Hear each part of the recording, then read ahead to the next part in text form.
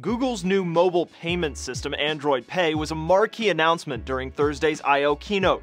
And while it arrives more than half a year behind Apple's equivalent, Android Pay could still give the wireless payment industry a big shot in the arm, because when you get down to it, it's a numbers game.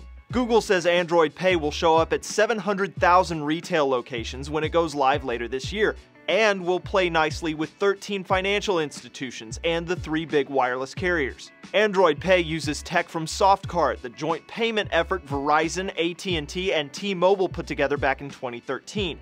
Google acquired its intellectual property in February and rolled it into its mobile OS. Now, Android Pay will ship pre-installed on-carrier phones. Android Pay will require a phone running KitKat or newer, which highlights a problem Apple Pay has never really had. iOS isn't nearly as fragmented, and a writer at ZDNet says that's probably helped. Indications are that Apple Pay is doing quite well, likely due to the singular platform for all iOS devices and the high level of marketing from Apple. But Android's market share is enormous. Even after fragmentation is accounted for, 49.5% of current phones should be able to run Android Pay. Take the first quarter of 2015 as an example. Gartner numbers show smartphone manufacturers shipped 265 million Android phones and 60.1 million iPhones. That's 131 million phones that can run Android Pay, or more than twice Apple's potential.